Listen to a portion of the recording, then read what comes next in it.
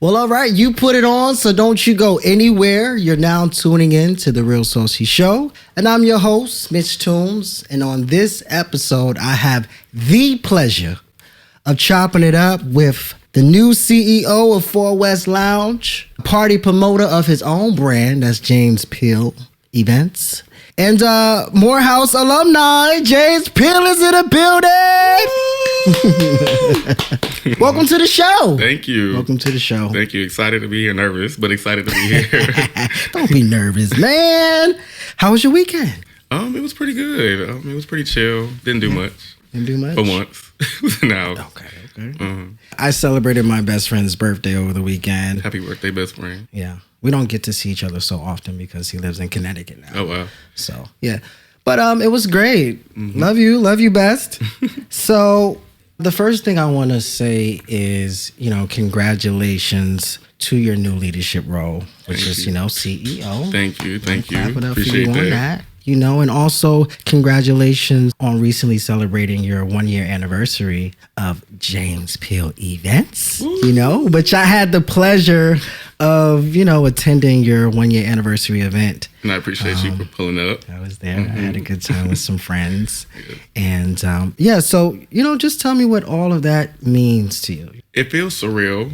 It definitely was an expedited experience with the success of James Peele Events and just the becoming of the CEO of 4 West. I did not foresee how fast this would grow and how fast it would be such a thing here in New York.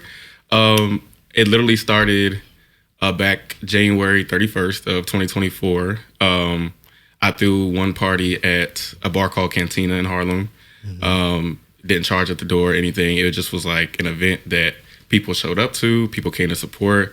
And it literally was just an intuition. Like, it was just like, okay, I've been bartending for a little bit. I have some clientele that frequently comes back just to say they want to say hey to me or like wanted to just experience me and like be in my presence as far as like feel my energy and have conversations with them. Cause I was very personable with a lot of the people that I interacted with while I was bartending. Right. And then I was like, well, in a way, I feel like I can build community off of this. I can make it a lucrative thing just off the strength of the ability to attract people. And then as the year continued, it just became more opportunities, more promoters, and people wanted to book me for me to show up and be in their space as far as putting me on a flyer so that people would come. Mm-hmm. A lot of my friends that are like influencers or have access knew what I wanted to do. So they were very adamant about putting me in rooms and spaces. And then, I don't know, a year later, we're here. And he took off. And it's just surreal, but very happy and humbled to be here, though. Yes. Absolutely. And you know what, too? So it wasn't really in your cards, right? Right. But it was something that turned out to be a very successful opportunity for you. And I love to see a Black motherfucking entrepreneur winning, you know what I'm saying? Who doesn't live for that? So, I just want to clap it up for you again. Yes, I appreciate that. That is beautiful. Yes. So, what do you have to say to the critics? Because everybody got critics in every field and every, job. There's some hating ass, you know what I'm saying? Mm-hmm. They got something to say. Okay. But what do you say to the critics who says that your events don't match the hype?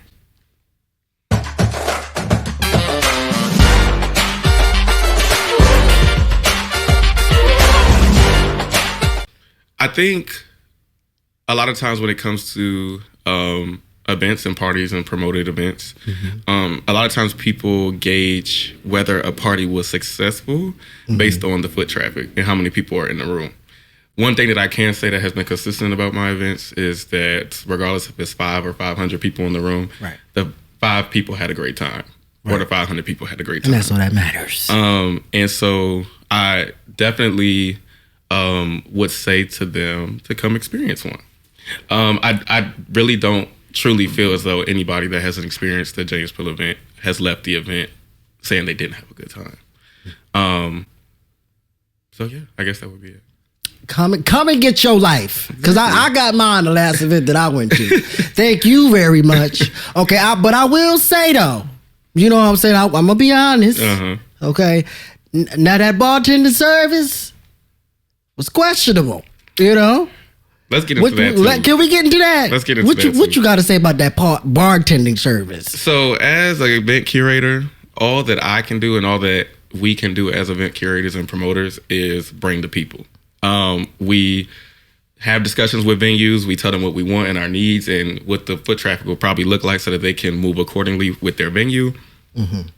And this is all about James Peele events. Like, I cannot, when it comes to 4 West, that's a different conversation. Right. But when it comes to events that I throw outside of 4 West, I do not have the jurisdiction over who's going to be there, the speed of the bartenders, the amount of people that they have, and trust that I was equally confused about what the preparation of the venue gave that day.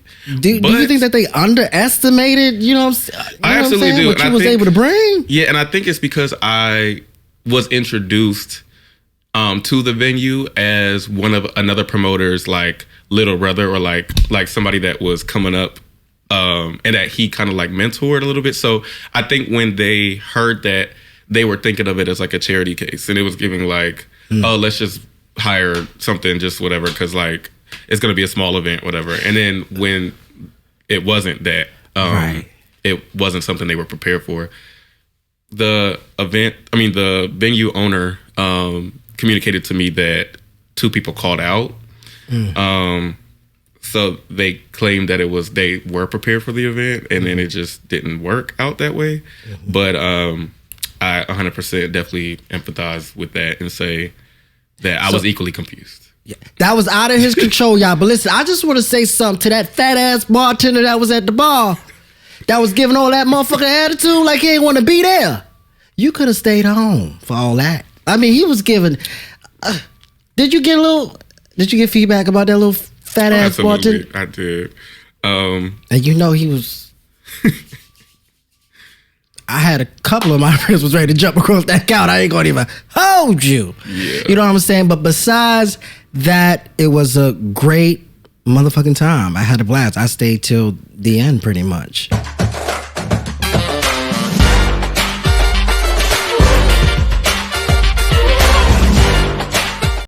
Let's dive more into 4 West, mm-hmm. right? When that opportunity landed in your lap to be the CEO of the lounge, what were your emotions at that time? What were you feeling? Well, it was very abrupt. I didn't get to really prepare for the emotions because I didn't know the opportunity was coming at all. Mm-hmm. The story of how that happened was I was at homecoming for Morehouse College, and the owners of 4 West happened to be in Atlanta, and the weekend had ended and it was Monday, and I literally missed my flight because I went to the club Sunday night and booked an early Monday flight for whatever reason. Don't do that. If you're going to homecoming, do not book no early Monday flight. It's stupid. Anyway, learn from my mistake. So anyway, I missed my flight, so I had to extend my stay in Atlanta for an extra day, and I had told the owners that just because we have like a personal relationship as well. Just because before I was the CEO, I was on their board of trustees for the brand, and I was throwing parties there as well. Mm-hmm. So I had a personal relationship with them. So anyway, they was like, hey, so while you're still here, we should meet up for dinner. We made these dinner reservations. The place was such a fancy place. I do not remember the name of that restaurant, but I'm going to find out because that's history, so I probably should remember that. Right. But it was a fancy restaurant, and I had gotten the invite to go to this restaurant while I was already out with some of my friends at a bar. So, like, mind you, I had on an essential sweatsuit, and they came and picked me up from the bar and took me to the fancy restaurant, and I felt so out of place. But you was not ready. Yeah, I was not prepared for this opportunity at all. So we're at the restaurant, one of the owners, Troy Barry, shout out to you, has said to me that a lot of his biggest business deals have happened over dinner. And I was like, okay, like still not thinking much of it. I'm like, okay, like that's cool. And then they were like telling me like, you've been doing this, and we're really impressed by this. And when we casually hang out with you in these spaces, we're always in a way interviewing you. Like we're like, even when we come out to hang out with you, we're watching you, like, and things of that nature. And you've been nothing but green flags in the things that we look for. And I'm just sitting there like, okay, like this is not like, I'm like, okay, somebody like they're, hey, where's this going? Yeah, like, okay. Where's this leading up to? And then can I have a refill? They were like, you know, we're opening our Atlanta location. I don't think that's a secret. I don't know. But they're opening their Atlanta location. So they were saying they wanted to put all their mind and energy. Yes, refill, please. They wanted to put all their mind and energy into, you know, focusing on their new infant that's coming up. So they needed somebody to pay attention to the toddler, which is for West New York. And they said that they didn't feel there was anybody else that was a better fit. And I don't really remember how I felt. Like, I remember being overwhelmed with emotions, but I don't even remember. I'm sure it was like a sporadic. Everything happened so quickly. Group of emotions that kind of just like clouded me. But overall, I was grateful. Like, I was very grateful. Brings me a lot of gratitude and brings me a lot of happiness that I was doing the right thing at the right time and being in the right spaces at the right time. So you were just organically being you. I was. You know what I'm saying? And look at this opportunity. Amazing. Amazing. Because listen, Fort West was losing me. I tell you right now, that club was becoming so goddamn dry. It's not even funny. It made me mad. And you know, in the conversation they were having with me with the speech, they were saying that as well. You know, we need help. That was we need help me. And it wasn't.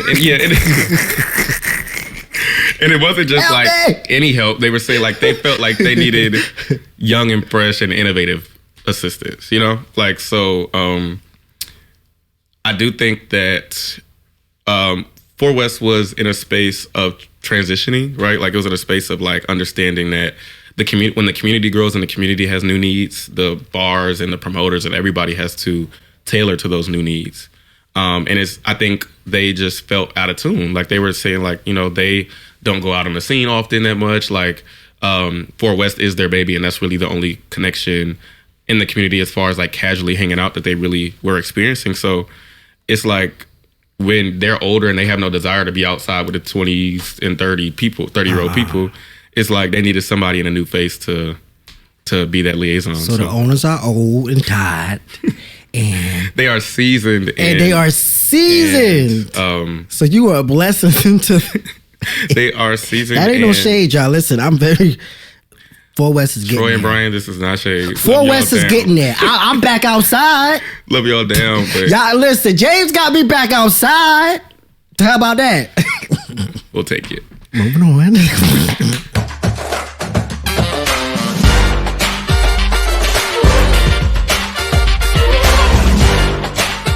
Talk about Club Lambda BK because you know you go there often, I go there often, and you know there's a dark room situation. Grab mine. Okay, yeah, I'm gonna grab mine too. You know, this is getting deep.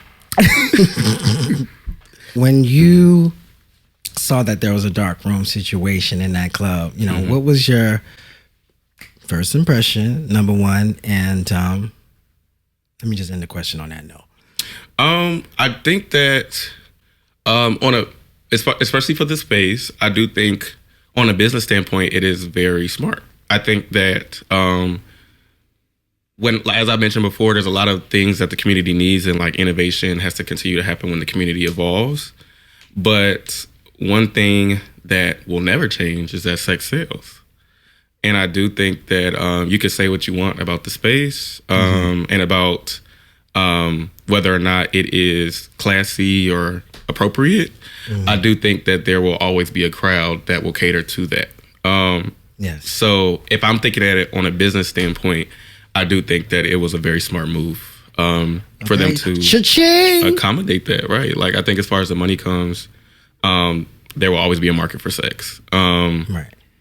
And I want to say this too. I like the fact that there is no requirement to go into the dark room. Right. It's okay, all you can choice, be a baby. big bitch, small bitch, wide bitch. You know, it don't matter what you is. You can go up in that dark room because it don't cost you nothing. You know what I'm saying? And to know what's going on in there, you must have been in there. Exactly. You know, so what is the wildest shit you have seen go down in that dark room? Well, never been. You lie. The lies he tell. You might have went in and did a spin around, but you didn't win inside. I haven't seen anything wild because nothing's really that wild to me. I don't know. Okay. You know, I feel like people gonna do what they do. People got their kinks, they got their 1-2s, and you know. I live for it. Yeah. Shout out to the girls. So James, are you sitting up here saying that you wouldn't partake in a darkroom situation? Fun is fun. Fun is fun. Fun is fun. You seen any of your friends going there? Listen, we listen and we don't judge over here. Yeah, definitely. You know, friends do they one. Sometimes they two. I did a little something, dude. You know what I'm saying? You know what I'm saying? Because we listen and we don't judge around here. The fuck? Listen, when them jinx start kicking in, you know what I'm saying, and that demon time activate. Fun is you know fun. what I'm saying? Fun is fun after that. Listen, I paid my admission fee in the motherfucker, so I'm get that money I'm gonna get my fun. Shit. And you, I don't know you, you don't know me, and we gonna keep it going. You don't gotta know me after we leave out either. And so I appreciate the dark room, right? So speaking of the dark room, are we gonna see 4 West with a dark room situation?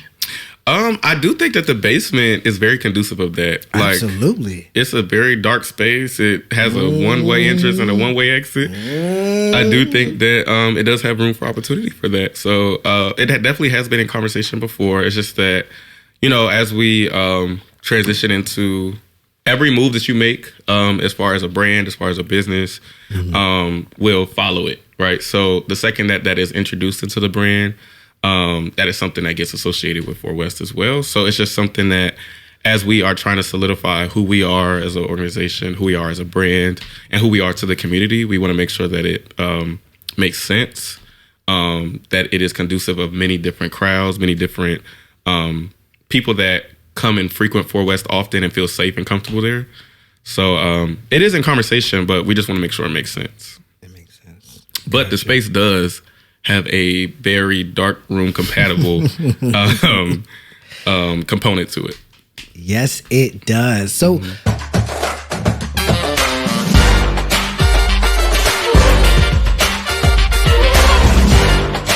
so how do you handle event logistics, right? Such as security and crowd control?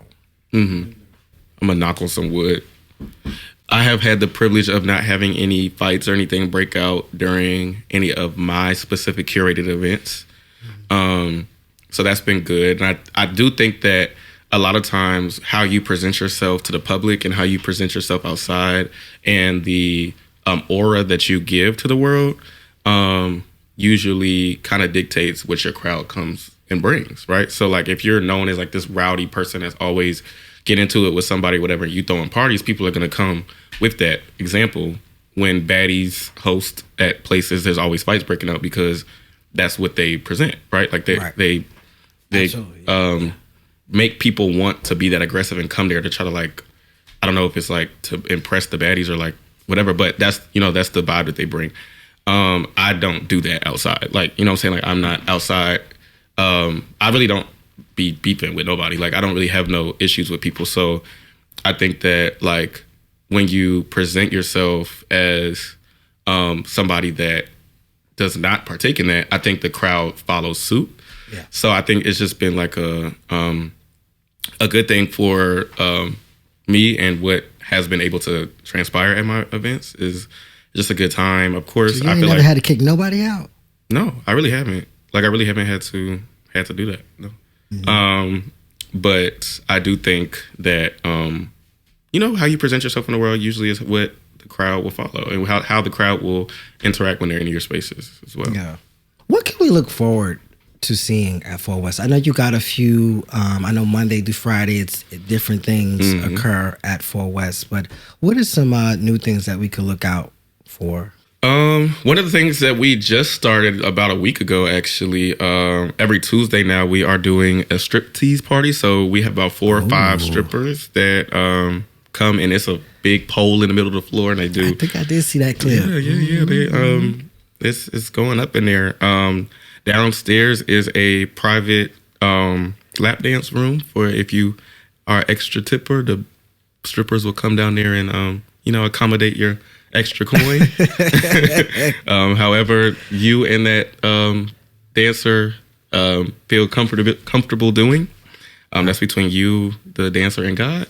Right. But we are very excited about that and getting that off the floor. That is curated by Lee Soldier. If you don't know who Lee Soldier is, he is the, I want to say founder. He runs at this point Gay Black Pride, the whole organization. Him. So Lee Soldier is a icon in the nightlife scene. If you don't know him, you should know him. He's a beautiful soul. But yes, he curates that. He's the one that outsources all the dancers and everything, and they all report to him. And so how can one audition to be one of the strippers? We can make that happen. Truthfully, come in on a Monday, DM me, DM Lee Soldier, and tell them that you are an amateur and you want your big shot. Yes, they come. The people that come to the event come in full on suits. They come after work for after they happy hour, and they come in there with them ones, baby. They be in there throwing it. So excited about that. In a more community level, we have our open mic Wednesday. That is always a success. People come in and sing their hearts out, and yes, I love open mic Wednesdays. Yes, it's a great time. We have some talent. Some talent do be coming through there for real. Dude, I think it's a really great space too for a lot of those people that sing professionally. When they just want to come and like let out emotions without any ties or anything, they just come and sing for fun again. Because a lot of times I do think that the amateur and professional singers that get paid to do so a lot of times get drained by the work, and we provide a space for them to literally just come and sing with no strings attached and have a little audience, and it's cool. And even for people that just want to come and sing, that you just want to get something off your chest and some emotions off your chest, just come in. And it's great. It's every Wednesday. I believe it starts at 9 and ends at 12. It's usually like 11:30 to 12.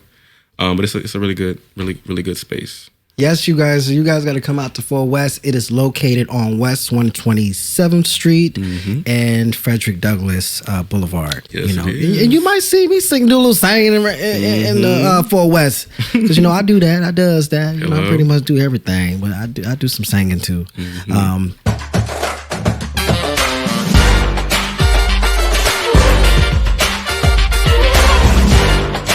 How do you come up with ticketing pricing? I'm not the biggest charge an arm and a leg at the door. I'm just not. And I think maybe because I have a personal relationship and a personal experience of being like a young patron, out being outside, it's just like I'm not doing that. Like I just know that's not conducive of people actually showing up. Like the second I hear that something's $60 and it's nothing but sections on the dance floor, it's not really doing much. I think one scene that has been able to like hold up that that high price is the circuit scene. I don't know, the circuit parties, but they are offering you something, right? As far as like you might leave pregnant, so a lot of times, so those parties can offer that, but like for a regular club party, you're just going to see the same people sometimes that you were going to see yesterday when you were at the bar for free. So sometimes it's just not that.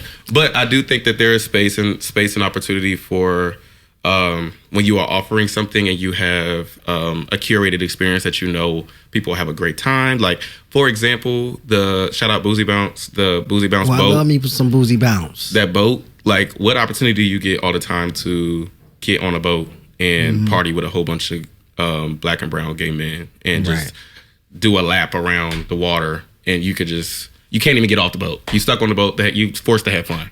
Okay. So that I feel like sometimes you can up it. You know what I'm saying? Because you curate the whole experience.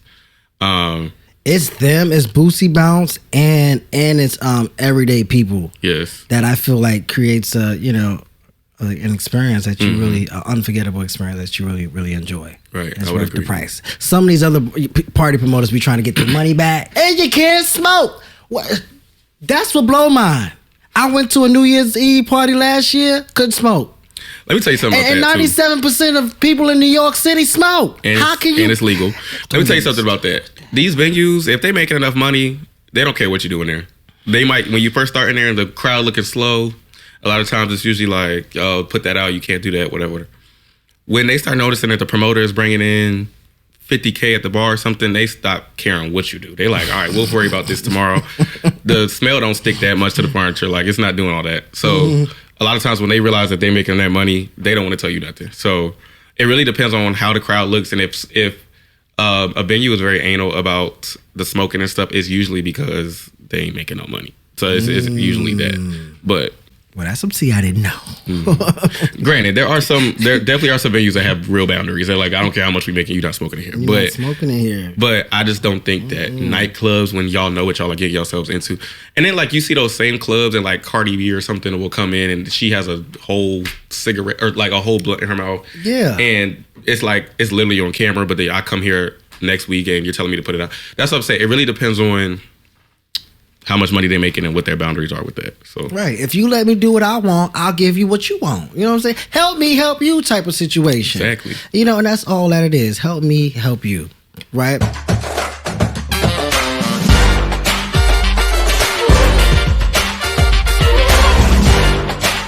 Speaking of entrepreneurship, you also are great friends with DeAndre Brown. What's the other guy name? Ramonte. Yes, love them. And you know what? You've also taken trips with them, right? I seen y'all was on a PJ. What was that PJ experience like? I ain't never been on a PJ. I want to though. Somebody fly me out, please.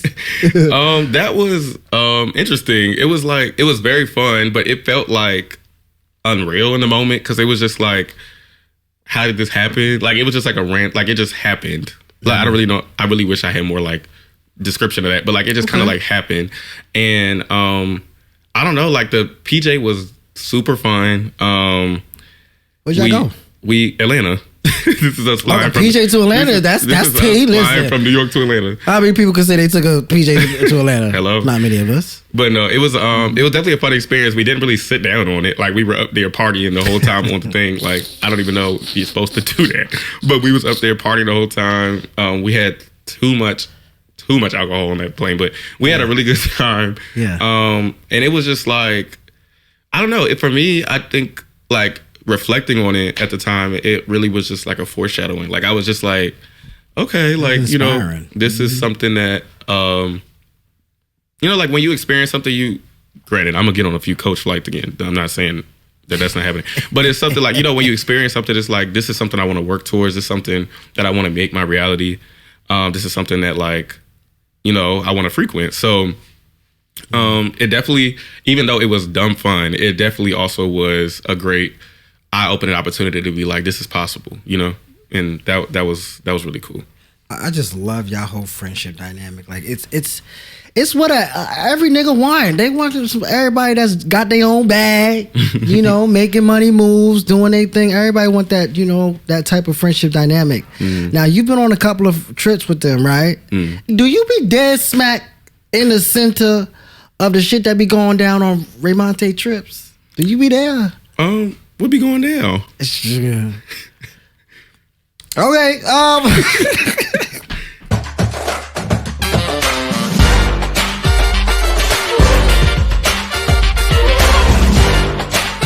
So when you be hanging around with Ramonte and DeAndre, right, when y'all out and about and stuff like that, I'm pretty sure people think that's their fair opportunity to come and maybe shoot their shots at you or maybe them. Like, how do you feel about that whole?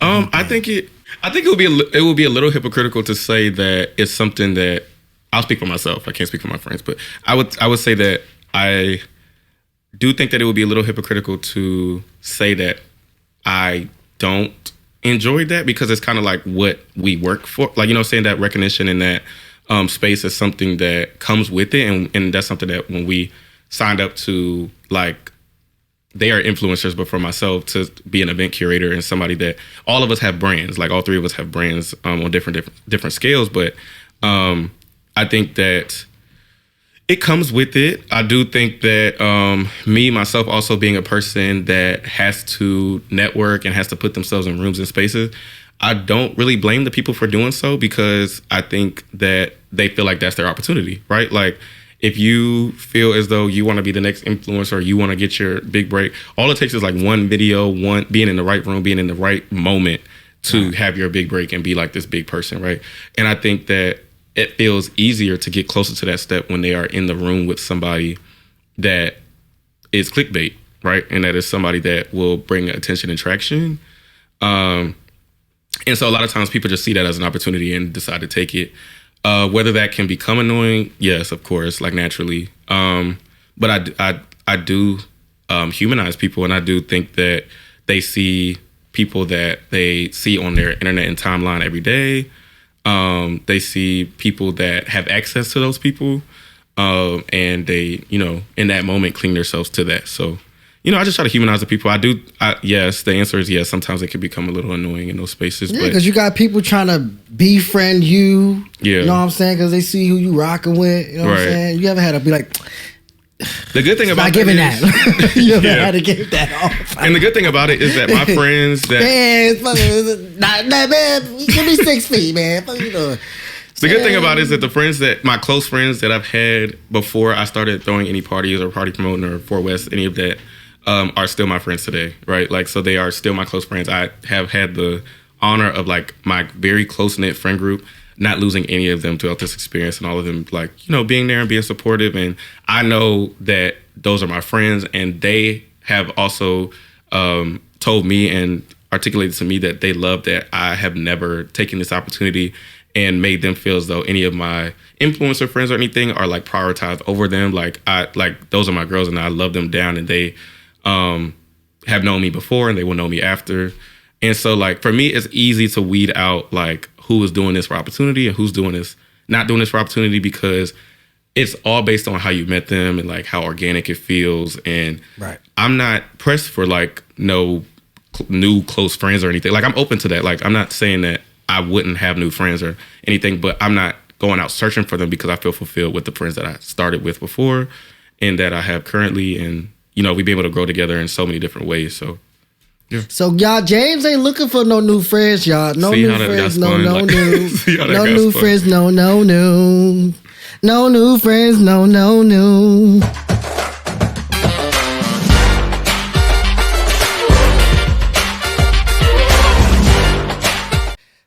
So since the year has started, right, James? What has the dating life been like for you? Do you got a man currently? No.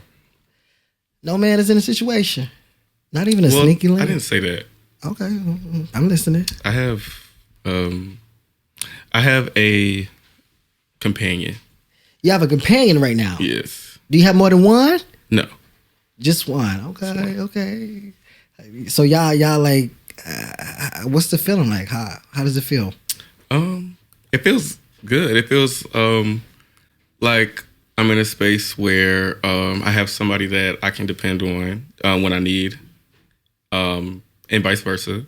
Mm-hmm. And also, it feels as though like we're in a space of, and take this note, we're in a space of, individually growing, so that, we can build a future and do what it is that we need to do to be stronger for each other.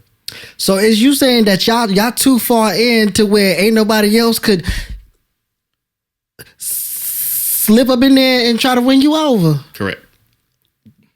Y'all, that's not a companion in my sense, but okay.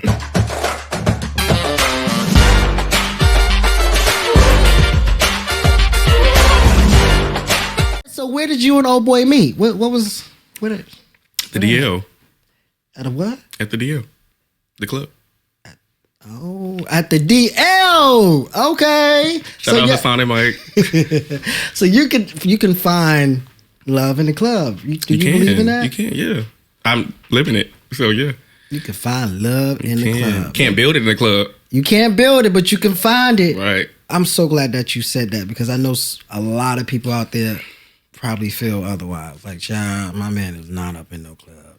First of all, my man is probably at home getting ready for his next work day in the morning. My whole theme in life is, if it makes sense to you, it makes sense to you. Yeah. It doesn't have to make sense for anybody else. But I definitely did meet my man in the club. and he's strong as ever. So Yeah. Can't speak to everybody else's experience, but that was my experience. Shout out to the club.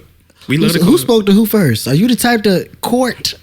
He spoke to me first. I am the type to court, though. I will do that. Not above that, but he did speak to me first. I was in the club. This is how it happened. I was with one of my best friends. We was in the club, and one of my best friends was like, "That man over there is staring you down." And I was like, "Oh, okay." But like, I didn't even turn around to look at the man. When I turned around and looked at the man, what did you think? I didn't think no more. I walked right over there. Ow! I walked in the viewpoint to be seen. I love that. And I was already being seen, obviously, because I was being stared at. But right, I walked in the viewpoint to be interacted with, I should say. You don't gotta look no more, baby. You know, he stopped me and asked for my socials, and we talked a little bit, and that's all she wrote. Yes. You ever experienced somebody that you turned down, he go to your friend? Have you ever seen that? No, because me and my friend, well, okay, yes, they've tried. They have attempted, yes, but me and my friends are very like open with each other about who we're dating. Like we can literally like step on a man's toe and now they're our husbands. So like we usually like have conversations with each other about every interaction with every man. So like we're very like me and my friends can never fall out because we know too much about each other. So I'm letting y'all know, for my friends that are watching this. Yeah. But we just know way too much about each other and each other's interaction with men and stuff to even like hear that this happened with this person. And then, but obviously y'all, this is a really great conversation to have because I think it like there's like a fine line between like, oh, I used to text this person and you're off limits to my friend or whatever. No. Yeah, it's like it's not that. Like we're very like, come on now. If it ain't work out with your friend, why can't I try to get a piece? Right. And like what's wrong with that? We grown. But none of my friends have the same type. Like we don't have the same type. Y'all so it's don't like have the same type. So like if you wanted me and then you went to my friend's probably not gonna be into that because like I'm into that. Like I would literally scream and cry and punch a wall if I got stuck in the room with my best friend's type. Like, I would hate that. Like, I would hate, like, no, we just, yeah. None of my friends really had the same type. Like, we just all like different things, so.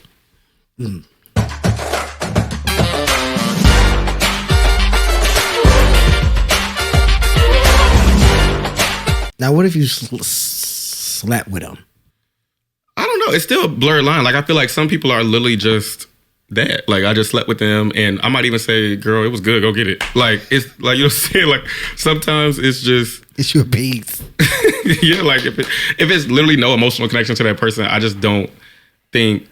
Like, me and my friends are not that trivial about situations like that. Granted, when you know you're dead ass wrong, you know you're wrong. Like, so that'd be the thing with friendships. Like, I feel like if I've had conversations with you about liking this boy, like being emotionally connected to this boy or whatever, and then you go and do that, you're wrong. Then you do some backhanded ass right, shit. You know you're wrong. You dead ass wrong. But if I'm like, girl, he did his one, like whatever, I'm like, you should go do that. Because like, I don't want nothing else out this man. Then that's like, I don't know. Like again, I might set y'all up. So like, I'm the wrong person. You might even set it up. I'm the wrong person to ask. 'Cause I just don't think about it like that. Like, I don't know. That is so mature. Because you got bitches out here that be like, nah, fuck that. We can't be friends. You what? You doing shit like that? Not at all.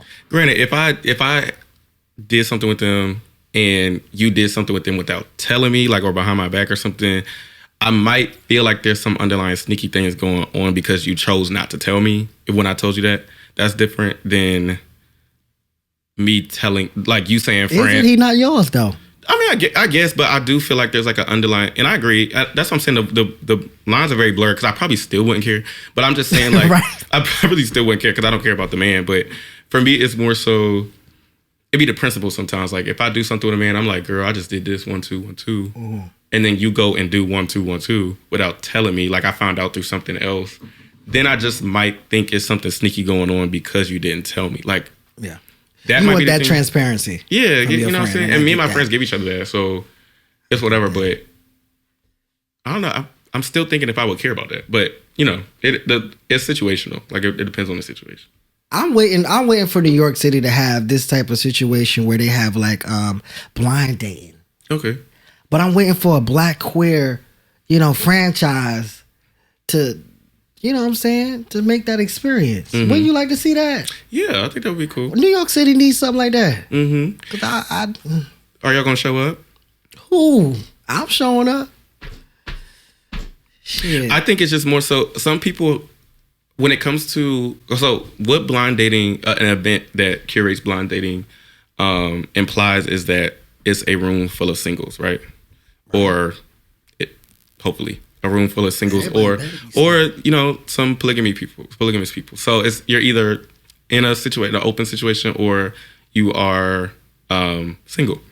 And I think a lot of times with the black gay community, a lot of times we like are scared of like shame or like feeling less than or anything. So a lot of times when these events that kind of imply that you're single or imply that you don't have a companion, a lot of times, sometimes people don't want to show up because they're like, oh, I'm not going to get it recorded in a room full of singles, like desperate to get in a relationship or desperate to get on a date.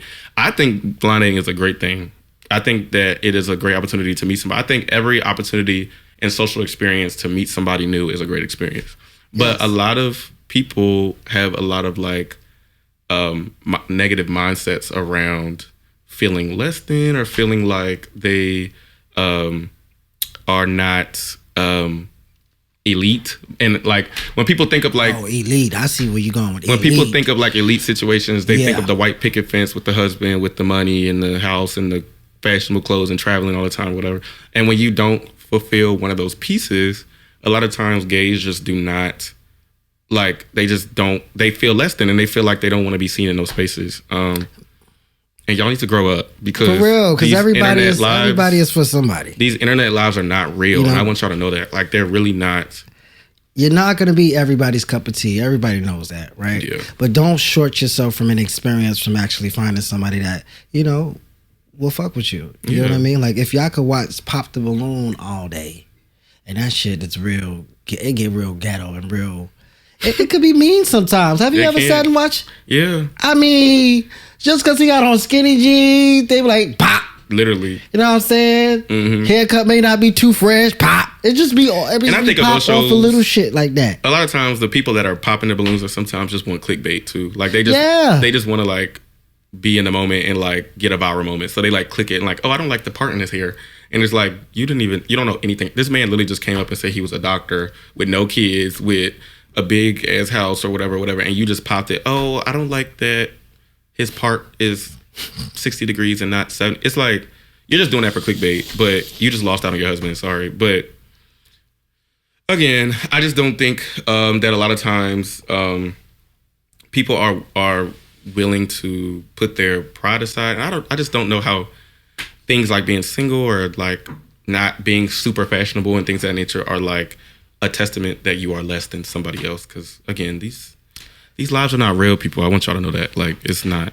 And date yourself. Because the easiest way to find love is when you love yourself. Truthfully, like, I do think that once you are able to fully embrace who you are and love who you are and love the pieces of yourself that society does not support or society does not embrace, it will allow you to not only like fully love somebody else, but it'll also allow you to like have a really good filter on what you want and what energy you want in your life. And I think when people don't take the time to enjoy themselves and love themselves, I think it allows them to allow anything to happen to them, and allows them to be desperate for that attention and desperate for that affection, because they're not getting it at all. Like, if you don't love yourself and you're not getting it from nobody else, you're literally not experiencing love in your life. Like, you're not experiencing affection, you're not experiencing intimacy.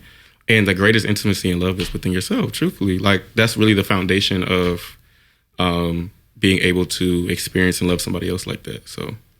So what did you do during that downtime when there was no companion, right? Mm-hmm. Just single. I'm saying, what kind of hobbies or activities that you brought into your life that made it, you know what I'm saying, made it easy? I would say, with no companion, what was I Yeah, doing? what was you I was doing? traveling. I don't know. I'm very Traveling, got your mind off it. Yeah, I'm very extroverted. Again, like I said, so I feel like being around my friends is a very, very, very, very good outlet for me. I love them to death, and they give me so much of the energy that I need. Yeah. They support me in so many different ways, and I think I have one of the beautiful things about going to Morehouse was that now, well, one, Morehouse has students from, I'm going to try to get this right, 38 states and 13 countries that come to the school, and all the Morehouse men, if I got that wrong, please do not eat me up. But I believe it's 38 states and 13 countries. But one of the beautiful things about that is that now, once we left Morehouse, we branched off into so many different states and so many different cities doing so many different things, Right. which allows me to have a whole bunch of couches to stay on when I want to travel somewhere. So if I today am like, oh, I want to go to Chicago, I don't have to worry about lodging or what I need to do or an itinerary or anything, because I have very close friends that live in Chicago. I have very close friends that live in Atlanta, of course, Houston, LA, DC, and just so many different of the major cities that people like to travel to.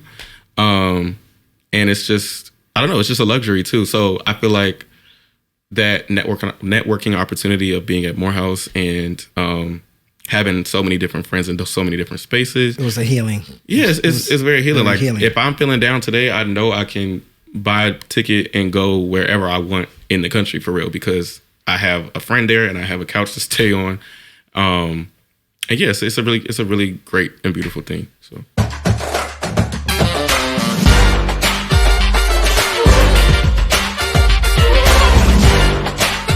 What bosses do you want to give recognition to, right, that you have been inspired by? All right, so this is going to be heavy, but the first one I definitely have to give it to is Frank Watson. Frank Watson was I believe the first promoter to do the DL, which is a party or a club down in Delancey and Essex. But Frank Watson was also a Virgo. I'm a Virgo myself. But Frank Watson unfortunately passed away a few years ago. But when I first started party promoting in New York, he was the mirror of exactly what I looked up to. So it's even an honor, like when I throughout that first year, shout out DJ Poison Ivy, love you down. A lot of times when she sees me, she'll be like, she'll get on the mic and be like, James Peele, you know who you remind me of? Because one day she told me that I reminded the essence of him. She gets a reminder when she looks at me. And when she first said it, I got really emotional about it because like he was really who I looked up to in that space. I would also give a shout out to Troy and Brian, of course, who are the owners of Four West. Their leadership and their business mindset is something that I am very appreciative of and appreciative to have that mentorship with. And then I would also say Rich Starr. Shout out Rich Starr. He does the parties for Club Lambda, I believe every other Saturday. But he is also a legend, has been doing this before I even was thought of in New York. So, but he has been a very good person to have conversations with, to get advice from. And yeah, like he's just really been a good space for me to have those conversations with. And let me see, I'll just give one more. Let's see, who do I want to give this last shout out to? Jason from Exec Events. They throw the posh parties. When I first was introduced to Jason, one of the reasons I even know Lee Soldier, who I mentioned earlier in the interview, right, is because Jason is also on the board for the Black Gay Pride events. And so one day we were at a GLAAD Honors Award banquet. Right.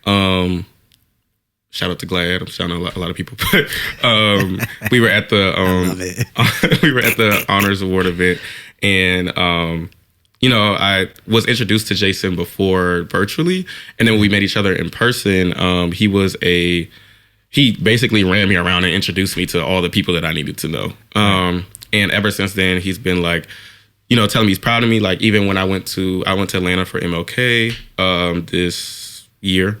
a few weeks ago. And when I got to Posh, like I wanted to get a section, whatever. He was just like, "Yo, get it in mine," or whatever. So like, you know, he's just somebody that definitely has been like from afar looking out for me, has been like congratulating me and like doing that. Oh, and I want to give a last shout out, sorry, to Josh J, the DJ. Josh J cannot not shout you out because he has literally put me in rooms that like I've needed to be in. Like truly, like anytime Josh J is on the lineup for a DJ, he puts me on his list. It's like pull up, whatever, and it's like I don't know. He's just been like a really good like resource and somebody to look up to in this space, and he is a legend. I don't know if listening to this, you've never been to a party that Josh J has spun at, but baby, that's a whole different thing. That's a whole different conversation. So do we smell a collab coming from any of these people you named? Can we see a collab? Rich Star and I do have a party coming up. Yeah. I believe late March. So look out for that. Don't quote me on it. Hopefully that happens. And then it's gonna be Josh in New J York? Yes. Okay. Josh J is so busy all the time. I'm gonna get you soon, but yeah, like definitely look forward to that. I that's definitely gonna happen very soon. That might happen with the Rich Star event. We'll see. But yes, very excited to have those things happen. I do think a lot of collabs are coming. So what's coming next? So I'm definitely in this time trying to prioritize putting James Peele events in one bigger nightclubs. Just to curate different events for us to be able, as a community, be able to experience those nightclubs in safe spaces for us. I would also say I want to travel with James Peele events this year. DC, Atlanta, Houston. I would love to throw some events out there just to expand the clientele, expand the experience, and just be able to get some experience on what different cities and different experiences need. Right. With 4 West, I would love for 4 West to move in a direction that, you know, we are being conducive of many different crowds, many different walks of life and different people. I think with us being open 7 days a week, we have 7 different curated experiences that we can cater to 7 different communities. And I think a lot of times people think that like the gay, Black and brown or queer community is like it is one community, but there's so many different sub communities that are happening within this experience. Right. And there's so many different room for opportunity for us to cater to those. And so that 4 West can expand. And then as 4 West Atlanta opens, just really building the empire for it to be like a really big and known thing for the community, and a community, a place where people feel safe as well. Has any merch ideas come out of the James Peele events? Are you thinking of any?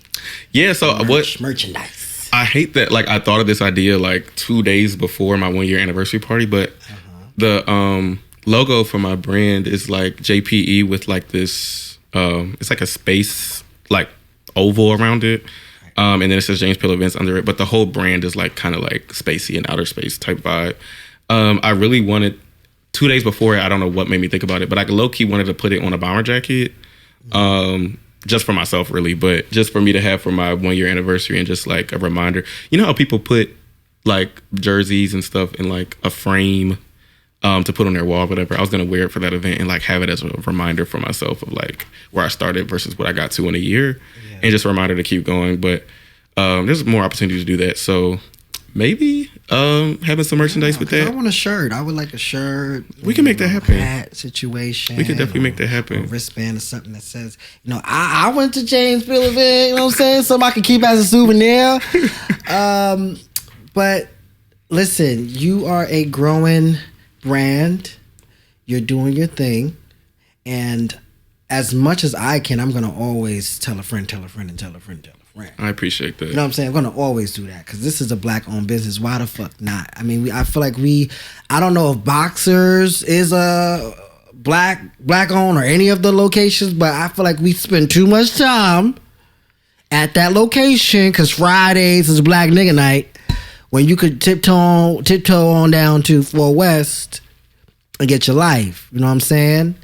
So yeah, you know, let's look out for our Black-owned businesses. Okay. And the haters are saying that you're too buddy with your DJs to where they not able to really monitor the room and fill out the room and see what's going on. From my own experience, there's this one DJ. Okay. You probably know who I'm talking about. When she described it. This is one DJ that's too damn friendly. He got to focus, man.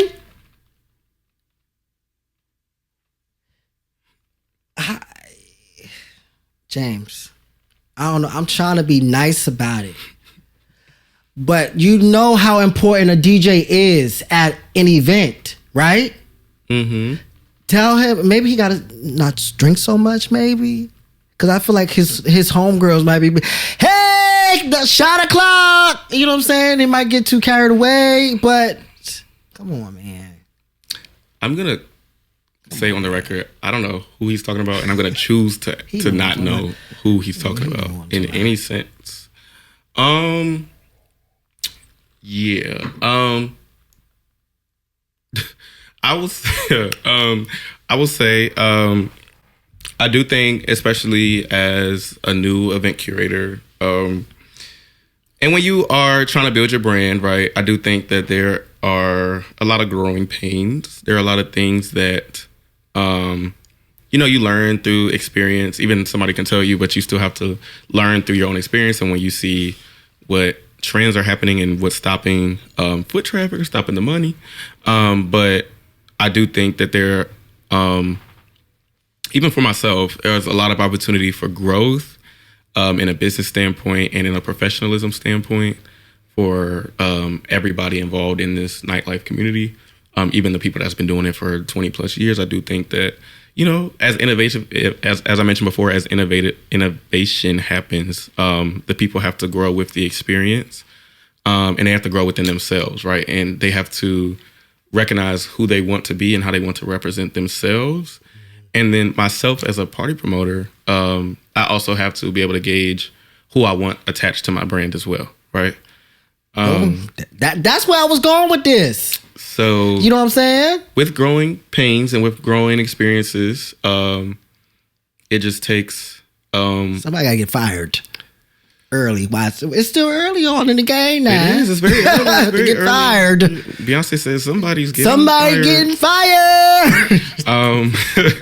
No, but I'm not rooting for that. I'm not rooting for that at all. Yeah, but some people do sometimes. You gotta be on your A game. Listen, if you just want to party that night. Mm-hmm. Don't be the DJ that night. Because you slipping, man.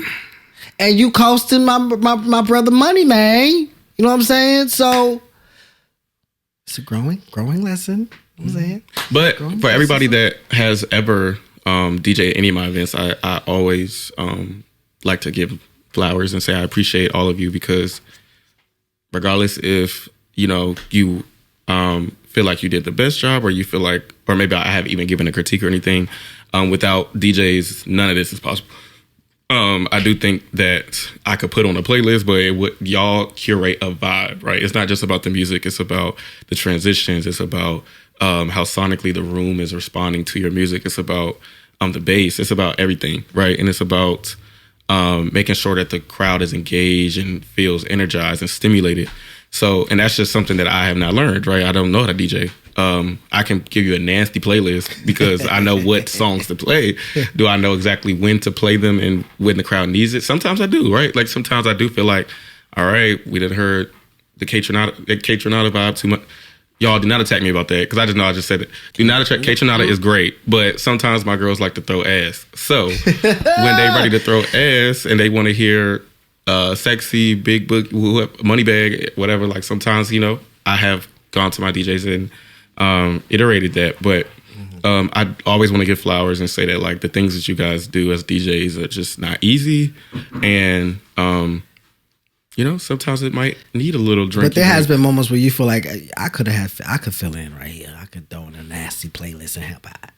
Have you had moments like that? Yeah, and I feel like those are less of that. Those moments are more like when I feel as though the DJ is completely disengaged, right? Like if the DJ is just like, because one part of DJing is like looking at the crowd, right? What are they responding to? Are they liking this? Is this what is happening that people want to listen to? And sometimes you can have a DJ that's completely into their laptop and just ready for the next mix and ready to like think they're going to press the crowd with that next mix and transition. Too ready. Yeah. And it's just like you have to, I feel like, and I'm not a DJ, but I do feel like as a curator, you have to continuously adapt when the party is happening. And some people just don't prioritize that. So, but is there a venue out there that you feel that you can elevate, a venue or a franchise that you feel that if you was to partner with them or collab with them, that you can help elevate? Well, I'll say that I think Club 51 that I threw my 1 year anniversary party at, I do think that I think I've been there before in the past. Yeah, and a lot of people when I was promoting it was saying that they either had been there years ago or that they had never been there before. And I do think the space is a pretty good space, right? Like I do think that it was fun. It did do what it needed to do in the space, but it just needed some more preparation. And I do think that if I was to continue to partner with Club 51 and make that a venue that I do parties at often, that it would become more notable. Just off the strength of like bringing people back to it. Because obviously it was something before, because I have had feedback that people had gone to parties there in the past, but making it a more frequent thing, I think would, for the queer community, I think it would elevate the place and make it something that people know and people recognize. And the sections that he had at his party was nasty. I mean, it was so real, They had their own party over there. It was like, goddamn, if you try to get into the listen, it was a dope experience. And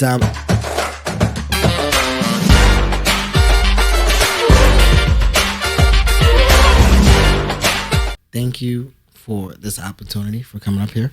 Thank you. It's been an absolute pleasure with sitting across from you, man. I'm inspired.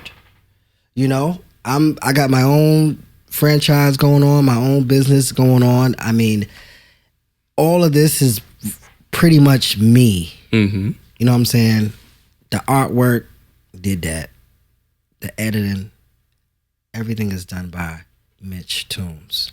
And what I tend to do with this platform is provide a platform for entrepreneurs like yourself and businessmen like yourself to come up here and talk their shit and get their shit off and spread, what they got going on. So I'm always appreciative when somebody be like, I'll slide through. You know what I'm saying?